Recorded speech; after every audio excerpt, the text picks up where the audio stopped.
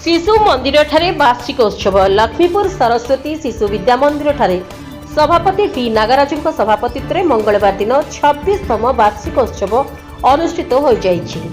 एही वार्षिक उत्सव रे पूर्वतन विधायक कैलाश चंद्र कुलेसिका मुख्य अतिथि भाव जोगदे एही शिशु मंदिर प्रति गत सरकार बहु अवहेला करुथिले, किंतु एथरक विकसित गाँ और विकसित ओडिशा माध्यम रे एठारे सरकारी अनुदान रे विद्यालय को आगक बढ़ाइबाकू चेष्टा करिबि बोली कहिथिले।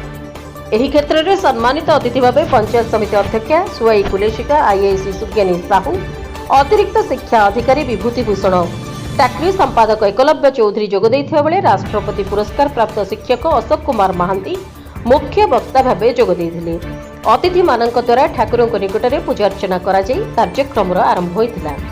मंचासीन अतिथि माने छात्र छात्री को उत्साहित करने सह उज्जवल भविष्य कामना करी निज निज अभिभाषण प्रदान करथिले। 2023-24 श्रेणी सर्वोच्च श्रेष्ठ छात्र श्रेष्ठ उपस्थान नवोदय पाइथिबा शिशु को पुरस्कृत करा जायतिला बेले चलित वर्षर वार्षिक उत्सव निमंत होइतिबा चित्रांकन, वक्तृता, प्रबंध लिखन, संगीत और गल्प कथन प्रतियोगिता रे प्रथम, द्वितीय, तृतीय स्थान अधिकार करथिबा शिशु और वार्षिक क्रीडार श्रेष्ठ क्रीड़ाविद और सरकारी वृत्ति पाइथिबा शिशु को पुरस्कार प्रदान करा जायतिला।